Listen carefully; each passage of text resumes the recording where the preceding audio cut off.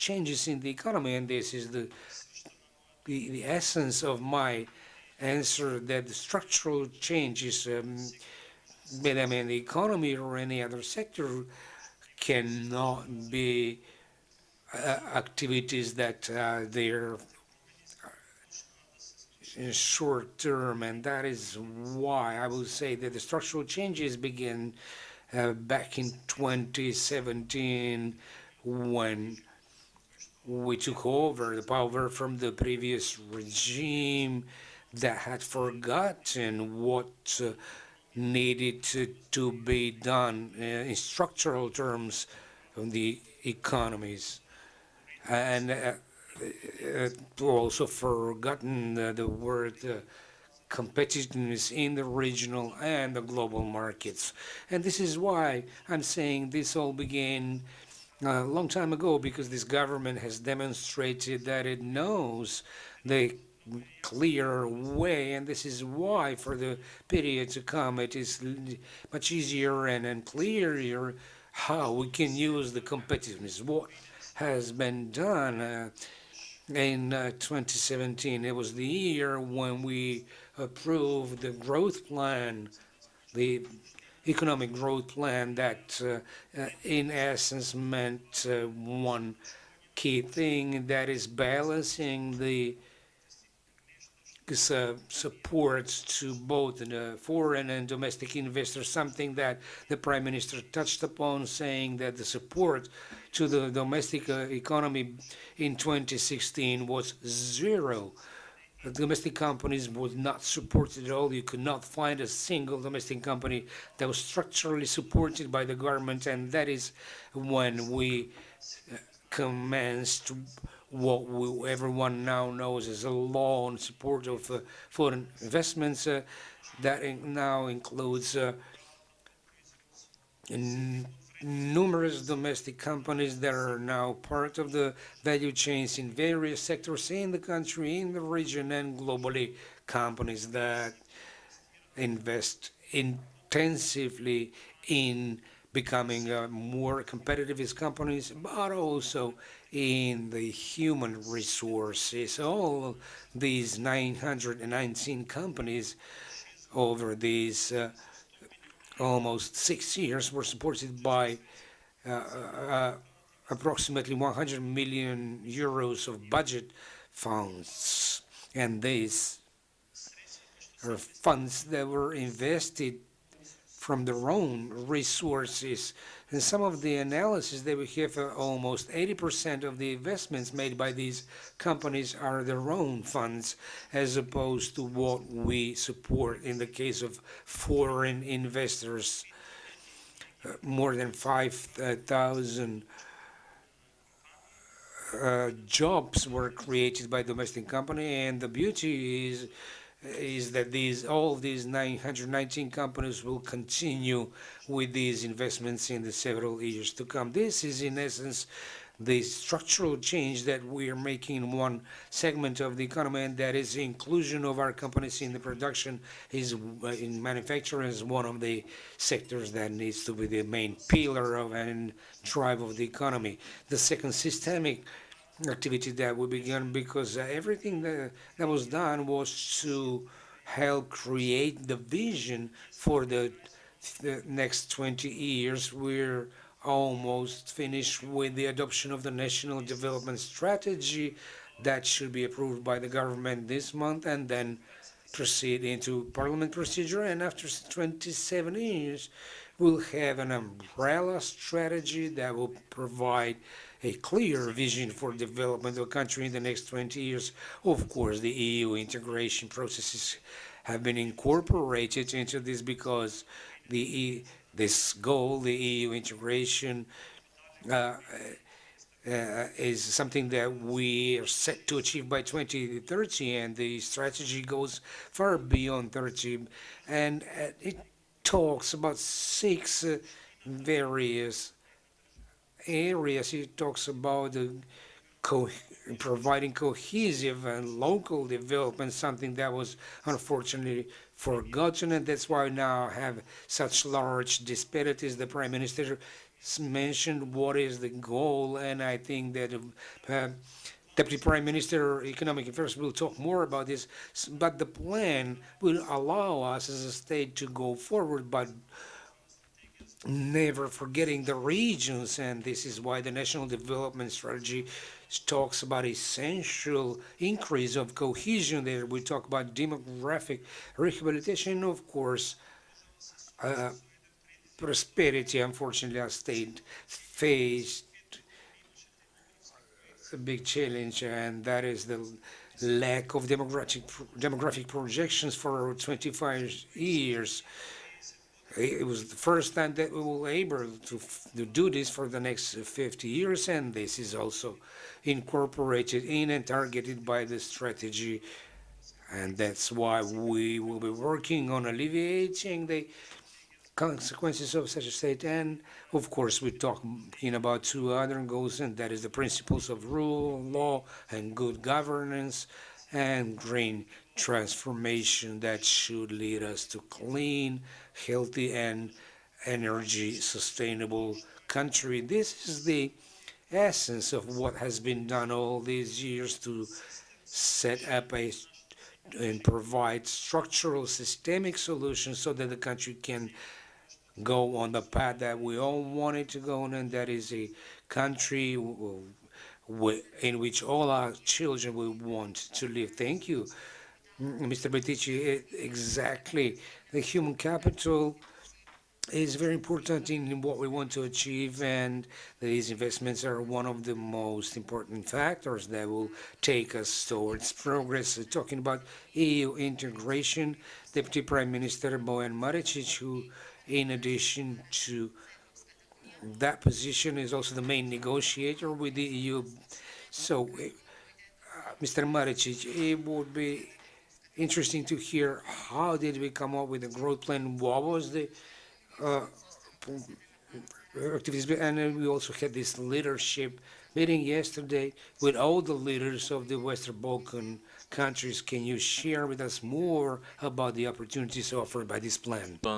Thank you very much, dear Prime Minister, dear Deputy Prime Minister, President of Parliament, dear colleagues, ministers, deputy ministers, MPs, directors, and civil society representatives.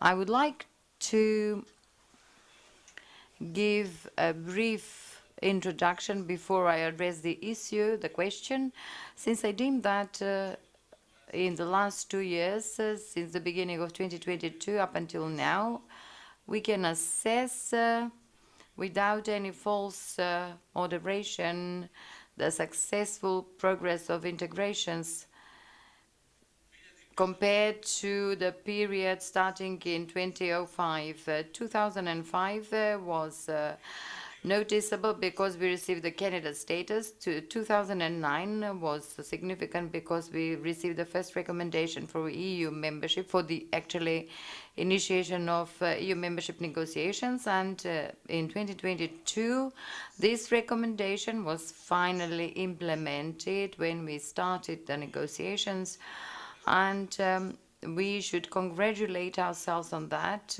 We also had a successful 15-month screening process that has given us a clear picture of our strengths and weaknesses and what we are supposed to do in the coming period. So, in this cumbersome process, there were about 1,000 people participating from our delegations, about 100 working days, 850 presentations, and plenty of reports on those aspects. An intense work that can be used to learn from by the member states yet to opening negotiations such as Ukraine and Moldova. So the first phase was completed. We also completed the roadmaps. We have a clear picture of which road we should follow. The European engine is started. It depends on us. This year, 2024, the year of European opportunities, shows whether this engine will continue and reach the EU in 2030. I am convinced that we should continue and reach the destination where we wish to be, where we strive for 30 years now. In that sense, this is a result of a new aspect. After the Russian aggression of Ukraine, the EU should give a new impetus to the Western Balkans, and this growth plan arises as a good proposal, as a good idea, something that we as candidate EU membership candidate countries have been requesting from the EU for a longer period of time, and yesterday this was a subject of discussion by the leaders in the region here in Skopje, that we requested for the EU integration process not to be that you have no benefits from the single European market and EU family until you reach the full-fledged membership. That was really difficult and cruel formulation, but truthful, and therefore requested a plan to be developed that will enable our companies, our young people, our administration to have opportunities to take part both politically, economically, and in a reform way to a greater extent to this joint European system prior to the EU membership. This growth plan that we worked on together with the Minister Besimi actually made us a lead force as North Macedonia of the growth plan in the region, both of the idea and the development of the concept. On November 17th, we were hosting with the Minister Besimi a conference where a number of open issues were elaborated regarding this, and yesterday these efforts were crowned. We identified a few frameworks where that included the reform part. All the countries should provide their reform plans, and we did that in a timely fashion and among the first ones, and we received feedback on that. There is a reform part that covers both rule of law and judicial reforms, public administration reform, but also investments in the environment, infrastructure, and competitiveness, investments in the economy, and investments in the greater access to the regional markets and the greater access of the entire region to the EU market. The idea is to get involved in the European payment operation system and certain systems, programs, and opportunities that were not allowed to us so far. The goal is to lend a friendly hand by the EU to our region. The goal is to accelerate both the integration and improve communications. The goal is for this region to be incorporated in the EU and not to have dilemmas where the Western Balkans belongs to the EU or not. And I hope that in the coming period this plan will be fully supported by the EU member states and started to be implementing very soon. In the end, to answer the first question fully, I would say that the European reform, something that we have identified, is not something far away or abstract. We have specific plans and roadmaps on what we are supposed to do. The road is sketched, and we just have to follow down that road. It is very important only to gather all the forces in society together, all the forces in all institutions, all the forces in all civil society organizations, scientific institutions, municipalities, regardless where they belong ideologically. If they have been determined for this EU path, they can find their place in the negotiation process. They need to incorporate themselves in this national task ahead of us. And if we did this as the other countries such as Croatia, Romania, Bulgaria, Slovenia, you name it, that have successfully exited the transition in the past 30 years, in 2030 we would be able to be joyous together with the other EU member states and stand next to them where they will be receiving the new EU member states. It's our task in November 2030 for North Macedonia not to be in the audience but on the stage among the new member states. Thank you. Ви благодарам, вице. Thank you, Deputy Prime Minister, and we are all hoping for this realization. You've mentioned and listed our strengths as to the utilization of opportunities from the outside and mitigation of the threats, and the economists would agree that we divide them into both domestic and external ones, and I would address the Minister of Finance, Mr. Fatmir Besimi, to explain what these external opportunities mean for us here domestically as a country and how the 2024 budget will address the priorities related to the EU future. You may take the floor, Mr. Minister. Thank you. In the economy, we usually talk about opportunities, utilization of resources in the best possible way to create a better future. And this is the key word, creating opportunities and using those opportunities or missing out those opportunities. The EU for us is such an opportunity which should definitely be used to be able to build this future we are talking about here. What are those opportunities like? Usually in the economy, comparisons are made.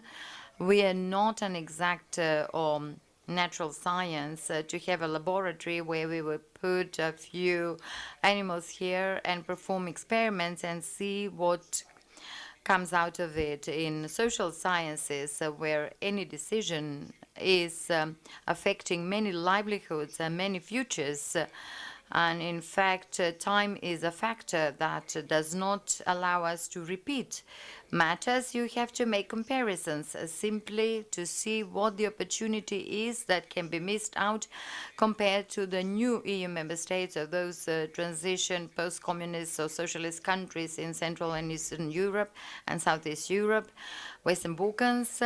Where were they back in the 1990s? Where were we as to the infrastructure, investments and opportunities, and where they are now? And many other analyses and facts. On a few occasions so far, we've made comparisons in terms of funds. We have European funds in the form of IPA or the Western Balkans infrastructural projects, about 150 euro per capita within the 5-year period, as usually IPA projects take place. The EU member states, if we take the structural funds, utilize 20 times more than us. But if we take the European budget, we'll reach a figure of 30 times higher support for the countries in the region. So this is the missed out opportunity. This is something that we're missing out on a daily basis until we become an EU member state. In the economy, this is a high price to pay. If we put it into a time dimension of what kind of future we're building, it's even higher, especially from the viewpoint of investment attractiveness. The very same investor, if coming to us or to an EU member state, our colleagues, under the same conditions, such an investor will decide to invest into an EU member state, the first neighbor, for example, next to us. This is something that the EU is bringing to us. The European future is brought to us and has brought to the Central and Eastern Europe EU member states. If we take this European perspective, maybe the pressure is greater for us because we can miss out the opportunity, and that's why we are striving for all the reforms, and citizens should know what their decision means, what it would mean for them to be in favor of the EU, and what it would mean to be hesitant about this option. We absolutely view the economic and political aspects. Challenges are increasingly getting complex, and we are exposed anyway, be an EU member state or not, we are an open country and we feel those risks. However, as part of the EU, viewed from the viewpoint of our economy as a small and open one, this is one of the key growth factors. If on different grounds we organize the growth factors in our country, then the EU membership would be the key factor present in all the models of growth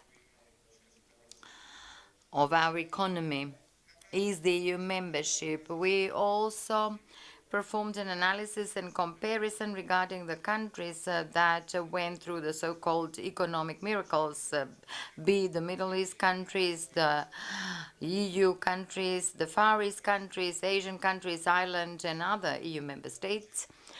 Believe me, all of them, if we compare many factors, we'll have a common denominator. Among other things, the common denominator is the type of market they've secured, human capital, education level, investments, and also what we are talking about, the strong institutions or good business climate.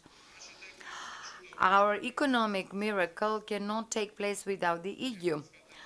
The EU is the common denominator for the economic miracle for the Western Balkan countries and us, including us as a small and open economy. We can experience our economic miracle once we become an EU member state, because that's how economy works, and not that because I want that to happen or have envisaged that, but for many years now, economic theory have defined those factors, be it liberal theories, neoclassical, new economic theories, and so forth. You will always have human capital, you will always have science, technology, investments, strong institutions as factors. So if we organize these into three components, we remained with two more growth components regarding the key topics, social consensus, which is the basis for these three pillars, human capital, investments, and strong institutions of business climate, three pillars, and then the roof of the house is the EU. So these five key components, I'll reiterate, are very important for the economic miracle for us to be including the EU membership. Thank you. I have other things to point out, but I'll stop for the time being. Thank you, Mr. Minister. We will oftentimes hear some of the influential economists in the country that social consensus is key to accomplishing the long-term progress, not only in terms of economic and social and total social development and growth. And we would wish to hear the perspective of the academia and financial institutions. We have Mr. Sinisha Naumovsky today with us. You come from the academia. However, your specialty is finance.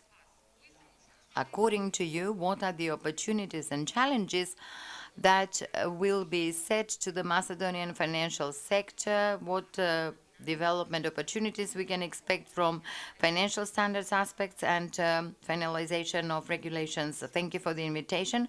I've sketched a speech and documents because I am considered to be rather objective in the general public in terms of presenting some figures, and including the previous keynote speeches, I was inspired to speak a bit informally, hopefully giving a good input. Thank you for the invitation. This is the first time I am invited by government institutions to take part in this type of panel. I'll speak on behalf of the German Heidelberg Institute, and I'll share the thesis of colleagues from Frankfurt and Heidelberg, and we have to agree, and we do agree, that inflation is already under control. This is something that the European Bank, domestic and foreign American specialists are saying. They say it's under control. 2% inflation is a desired figure, but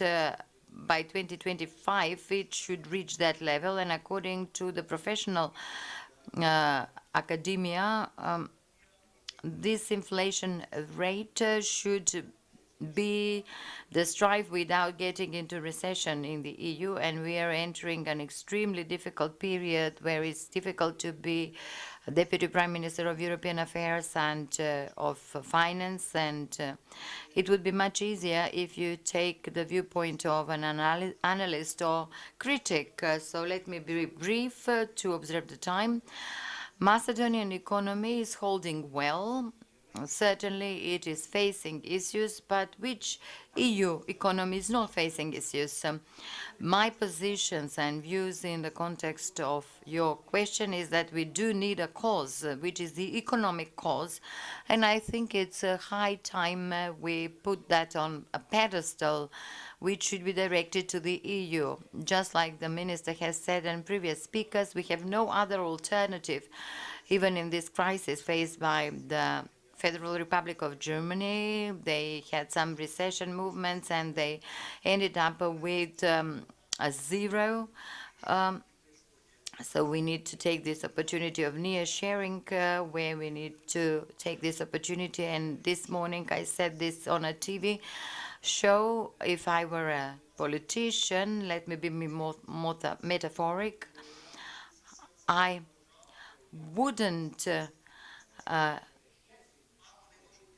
leave those people who would find cells. If we need this premise that is characterized in the previous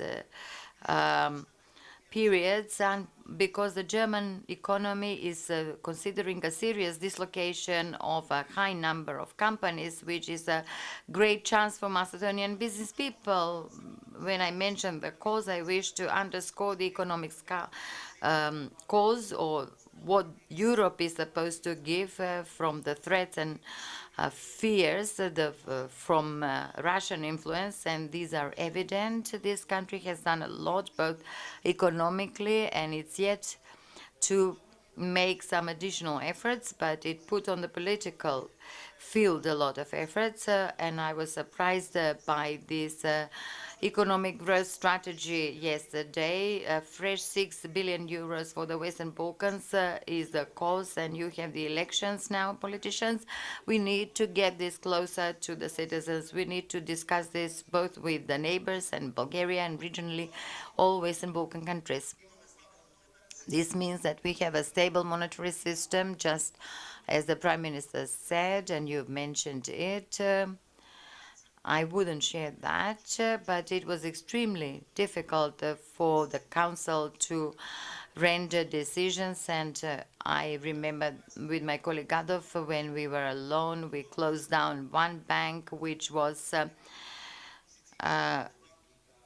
which overspilled other positions in other banks, and it was very difficult to discuss this in terms of protecting other banks, but that's very important for politics. The banking sector is super stable, super profitable.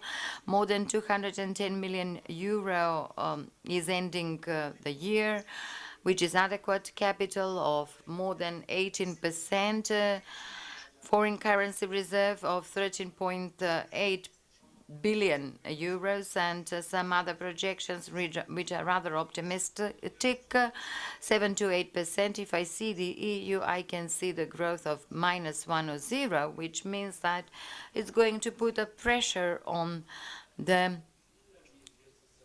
stirring up of the GDP. But let me conclude 1.5 minutes more. I am a great believer in this front, in this cause. If you put the economy to the front, if you ask our friends in Sofia, I spoke this morning, and our friends in Zagreb, who are EU member states, and they are the lowest in their development compared to the other EU member states. Economy is important there very much. You will see happier people both in Sofia and Zagreb. So I'm expecting what this economic growth plan of the EU is important. It is important for me as a professional and a human, and it proved that it's important to the EU, precisely what the Deputy Prime Minister has said about the Russian influence, and I'm really glad you've invited me as the largest political option. I'm not a politician. because I could see how a difficult profession it was. And I remember in the 1990s, as a 10-year boy, I could hear some speeches. I'll give a metaphor to be more attractive for the audience listening to us. Why would we need a party if we lost the state? But statistically, we lost the state. I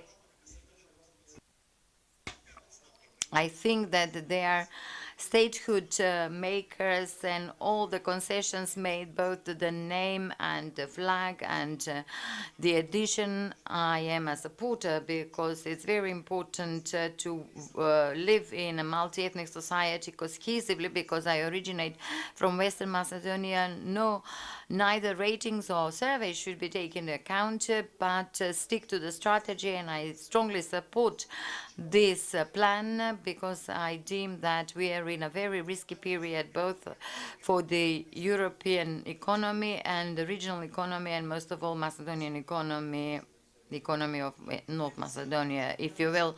We need the Brussels support now, and here we have the Minister of Economic Affairs. I'm not an expert in this area, and I think that this is a good signal from Brussels, and we need to use it. I think that maybe I went beyond the topic, but I don't want to sound very monetarily. Thank you.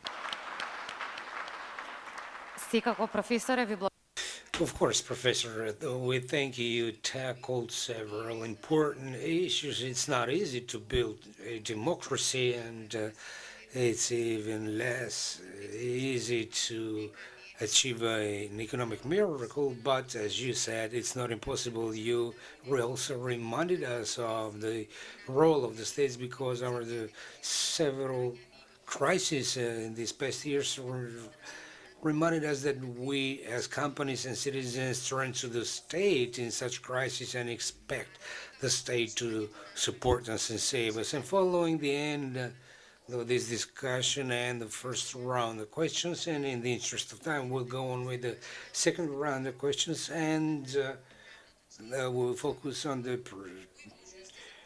fully fledged membership. What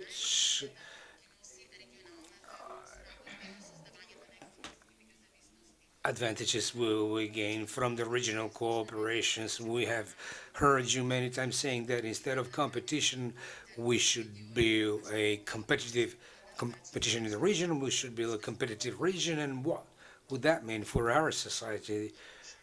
Thank you for the question and for the excellent introduction by Professor Nomuski, because several aspects that the professor mentioned, I believe, constitute the essence of the answer that I should provide. The professor tackled a key issue that is nearshoring, and that is coming closer to this value chain of a country, and that in essence is what is the challenge for the EU economy, and an opportunity for ours. How we should take our place in this value chain, and what that will do for the country, why that is happening, and whether it is happening only due to the EU integration processes. No, it is due to the geopolitical process. It started after the COVID-19, when the value change were disturbed at a global level, and then was followed by the Russian aggression.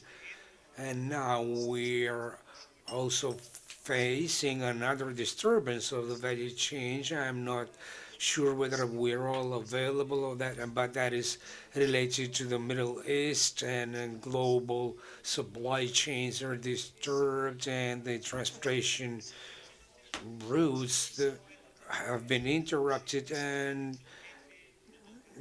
that means 10,000 miles longer routes for the goods to arrive to the European continent, which translates in maybe 10 to 14 days delays. This is the essence of one of the opportunities that are common market of the European Union will offer to our country, and we must make use of it. The second thing that you mentioned, for many years now, I have been saying that the lesson we're to learn as economists from every crisis is that the crisis should not be used to create new dependencies, because experience tells us that running from one dependency will take us to another one, but we should create instead interdependencies, regardless of whether it is a state or a sectoral level or an economy level, but we need to depend on each other, because everyone is important in the overall growth and development, and that cannot happen if you do not start doing that at home and then expand regionally and globally onto the European continent.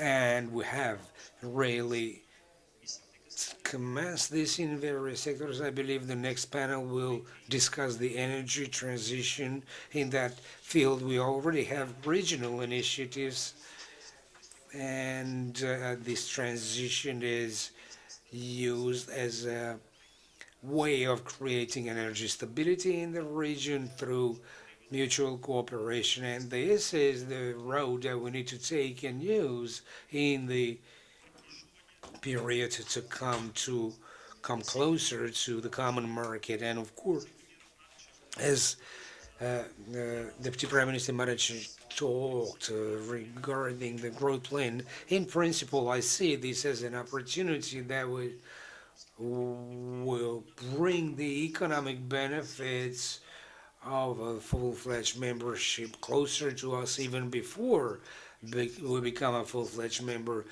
Those involved in the EU integration know that these benefits were visible in the past 20 years in terms of reducing the disparity between countries entering the EU and those aspiring to do so. Honestly, I'm always somewhat cautious and refrain from using phrases such as economic miracle, but I wish for that to become true. But what is important is that it can be achieved, because we have laid good foundations and we put economy in the front, and secondly, supported by the growth development, which is not only a financial instrument and an injection, but a comprehensive system that will help us to undertake the reforms that require to accelerate growth. I believe that regardless of the fact that we have been hearing since yesterday that this is not possible to achieve, I am an optimist that not only the economic miracle will happen for our country, but we will even exceed the expectations of the greatest optimists.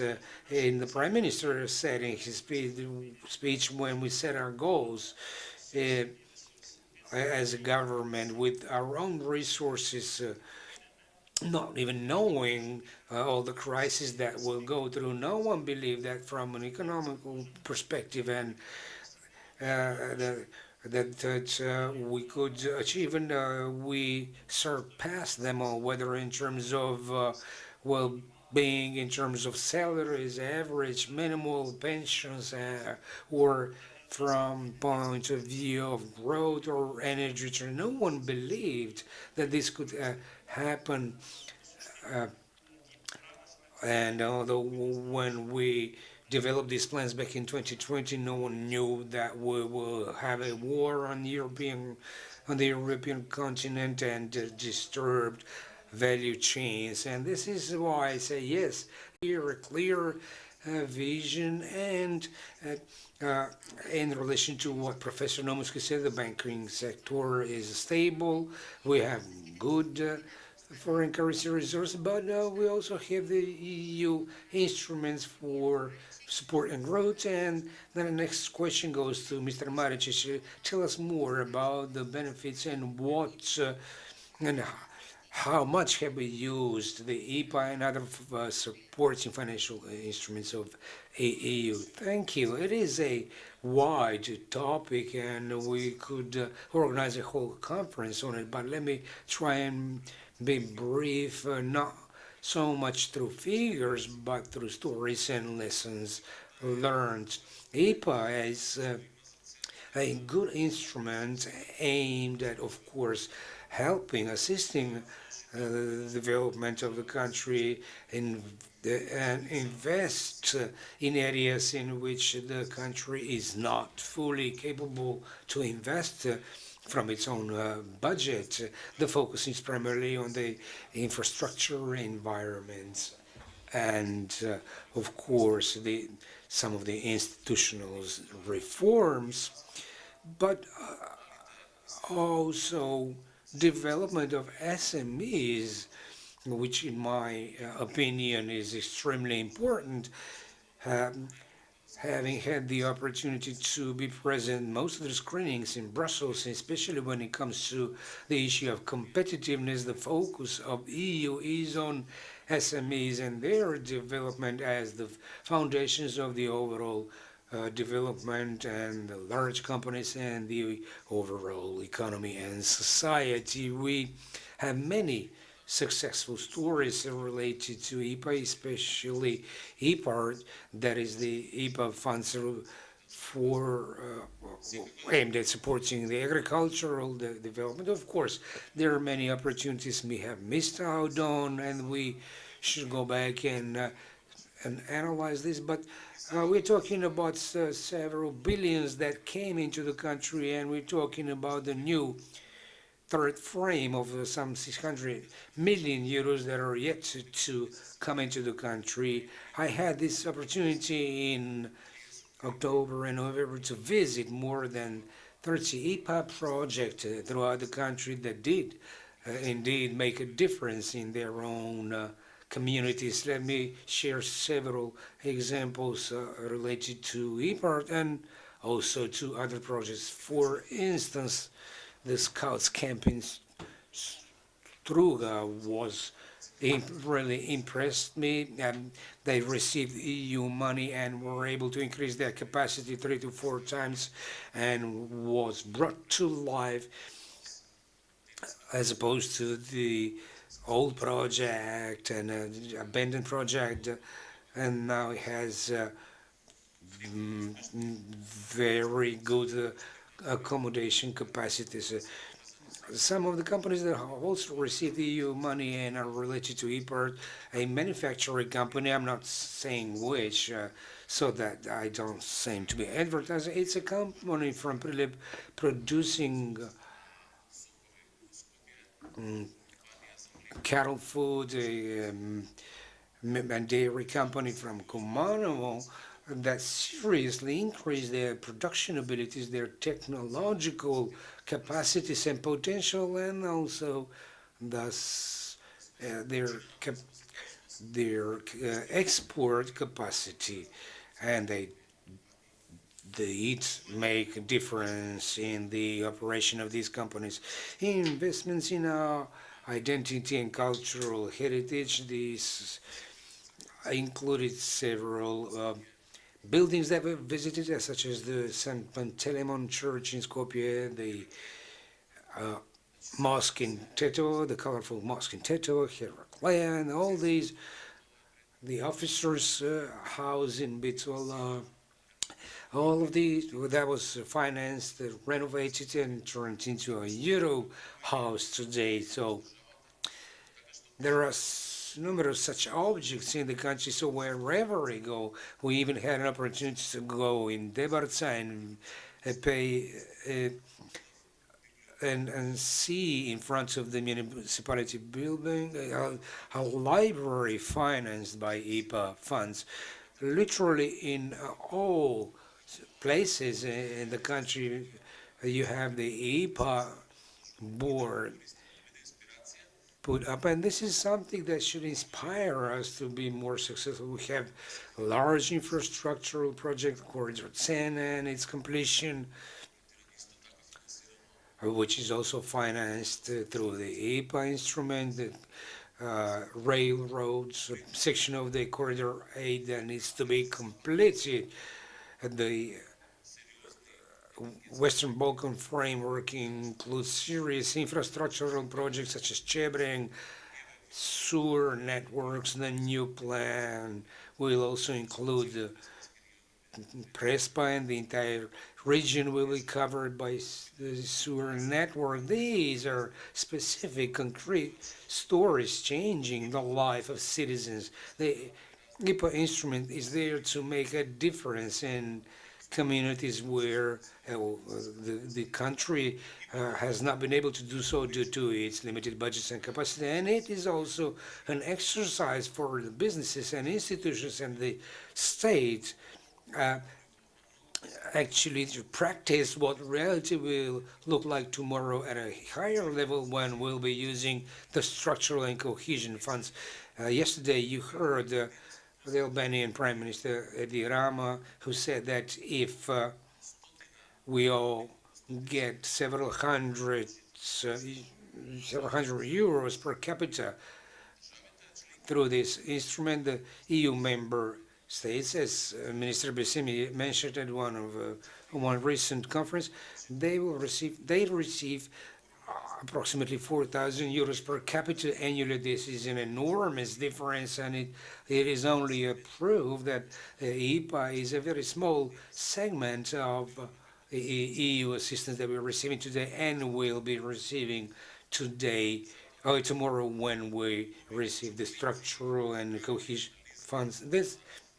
That's why we have lessons learned and conduct analysis in a government as to what it is that we can improve in our measures and in supporting the institutions, but also in simplifying some procedure to avoid lost time and money. And I hope we will use this in this IPA framework for 2023-2027. I honestly wish that this is the last IPA framework for the country, and after 2027 we will be part of the European Union as a member and be able to use all EU funds. Thank you.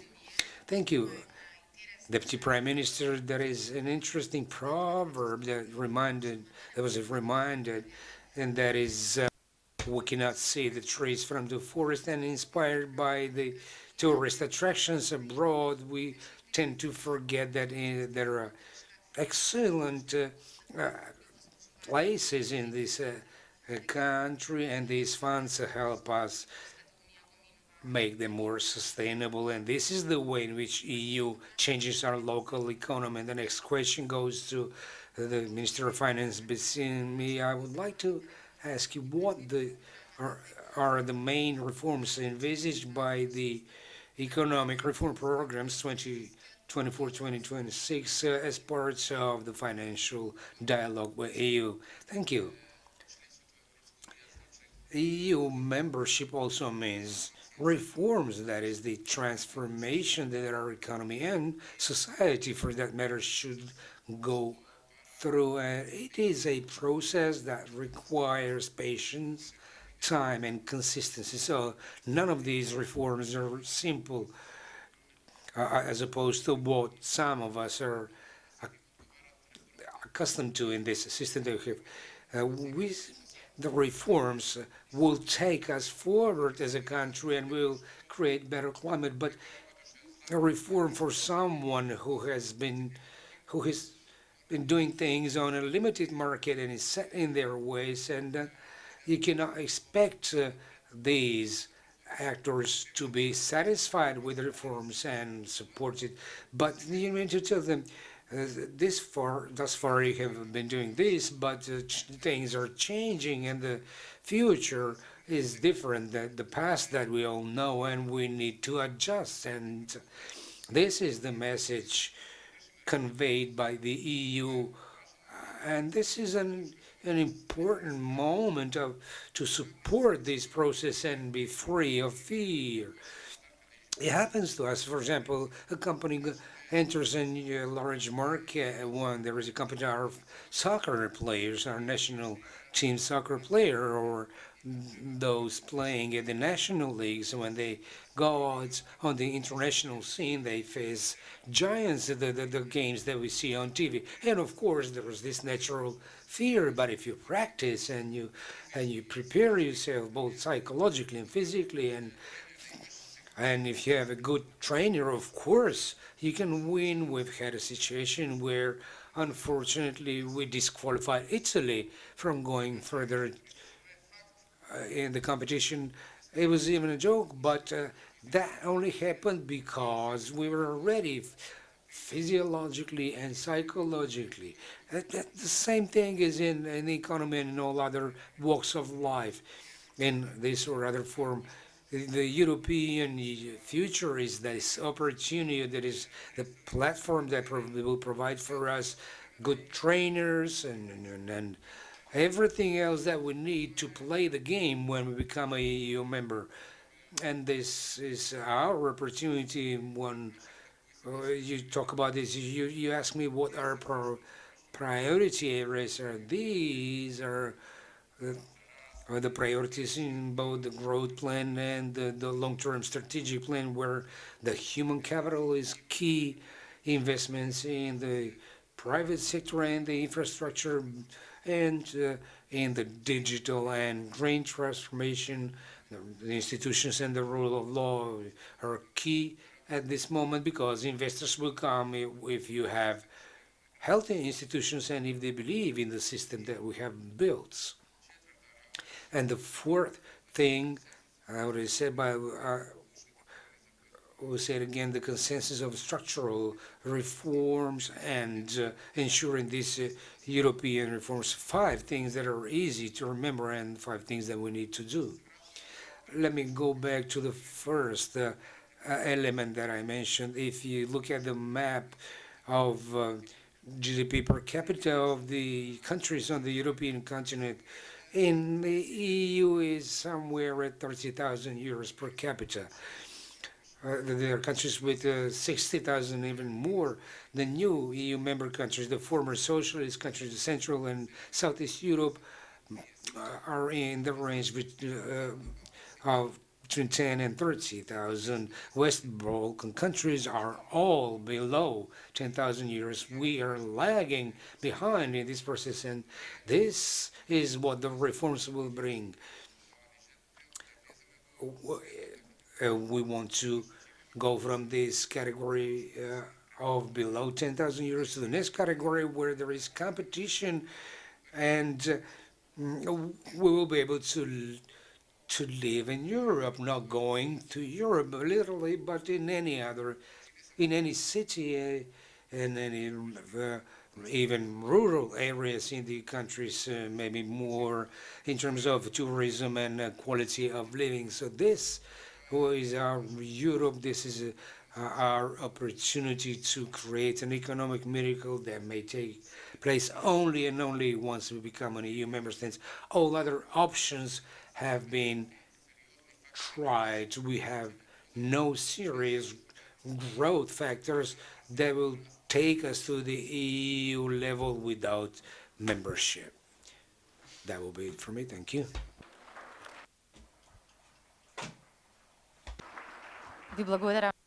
Thank you, Mr. Minister. And the last question is directed to Professor Naumovski to hear his view representing the academia. By opening up the European market, what can financial institutions expect at home? Will the new investments, cross-border transaction, diversification of institutions' portfolio, and new risk management practices bring about the increase in competitiveness in this sector? Precisely, I wish to follow up on to the Ministers of Finance, Bissimi and Mr. Maricic. In that context, I'll share another view. Hopefully it will be more productive. I won't always hold the side of the government thesis. There is a fear among larger companies from the EU integration. Please forgive me, I am a friend with some of them, but my feeling, both for the inflation that was that high, two-digit inflation, and regarding certain processes that are slowed down, are shown by major companies through certain instruments, and we need to agree there. Why? Because Vardar, if he goes to the Championship League and plays with Bayern or Borussia Dortmund, will lose. If I get into the depth of the question, and I'll read your question about competitiveness, especially among the Macedonian ethnicity, people are somehow losing hope. They are hopeless, and every second, maybe every single person, sometimes myself, when I faced problems on my temptation road, would say, let me leave the country. But for me, it would be giving up. It's the easiest to give up and leave the country. We and the politicians, a recommendation to the politicians, regardless of their partisan party affiliation, don't leave the room and the space to those parties that use nationalism fully. Maybe they should change the way and come to the Macedonian ethnicity and say this is the economic support. To be able to drink coffee in Brussels would be a good thing. Another point. Maricic has mentioned the companies that through this economic plan are the small and medium-sized companies, and they are the priority. The small and medium-sized companies account for 80% in the Macedonian economy. They have the greatest chance with this 6 billion euro here in Albania and Serbia and Albania. In the entire region have the greatest prospects. I believe that there are good entrepreneurs. I often go to Washington and I visit the unified Macedonian diaspora. They are rather intelligent. Politicians would be knowing better. We have many smart children in Brussels, Germany, Austria. We have both Macedonians and Albanians. If we manage through an energy campaign to reach them. There is a form of depression, yes. In Heidelberg, in the State University, I speak in pure Macedonian, just like Besimi can speak in Albanian or Turkish, because that's how they feel happier, and nobody makes a problem out of that. And I think that through this growth plan, and that's why I'm so hopeful, this unburdened from politics, there is a huge chance for small companies, and this is proof. The European Reconstruction and Development Bank, EBRD, has invested 36 million euro investment. European investment, Macedonian Investment Bank can already feel that very nicely. If you're sharing the figures from this perspective as a candidate country with a huge number of problems inside, can you imagine when you ask them, and I know this in Bulgaria and Croatia, it's not by accident that I mentioned these countries because they're the closest, they're integrated countries, the economic power is 10 times higher in them. If the figures are as they are, the winery support for green economy, Sofia and Zagreb receive 10 times, tenfold infusion from Brussels, injection from Brussels. If 65% of all investments in the Macedonian economy, foreign investments, come from the EU, 48% are exported to the Republic of Germany. And is there a greater strategic partner than the EU? And I'm wondering, maybe I've been raised this way, I'll go back to the Deputy Prime Minister Gruby's issue, and how do we have such high Russian influence? 20% is present in the religion, especially among the Macedonian ethnicity, through the religions most, and through certain political movements. I think that this should be our priority, and this should be a priority of politicians and to us as economic experts. We cannot count ourselves experts. I'm more of an analyst. The term expert is used by everybody and anybody, but I can speak more about finance and accounting. Maybe should be placed on the support for small and medium-sized companies. Back in 2018, we would invite guests from the Chamber of Commerce. In Bulgaria, they call them United Business Clubs. They have many clubs of small and medium-sized companies, of Azevski, of major companies. Azevski will forgive me. The Chamber of Commerce of Macedonia is mainly oriented towards large companies. I think that that's the union of Northwest Chambers of Commerce in Macedonia. We need association of those chamber elements where we will cover small and medium-sized enterprise. If we manage to incorporate and the monetary sector, they are very nice with their figures, and I can speak all day long about their figures, but we should be thinking more about entrepreneurial banking, and maybe the Turkish model should be taken into account. One state-owned banker can be present in the commercial banking. That's a hypothesis, of course, but I wish to say that Macedonia can be a nice country to live in. I think that we are facing a problem among the population. There is a collective disappointment. We can change that only by introduction of new personalities in public speeches. Politicians should think about that. They might be exported from abroad and so forth. Let me make the final point. I strongly support the economic growth plan, and this morning we discussed this same topic. It gives me hope, and I think it's going to resolve the problem with Bulgaria. I've been a guest on the national TV in Sofia, and I've spoken in Macedonian with the Bulgarian translation, subtitles.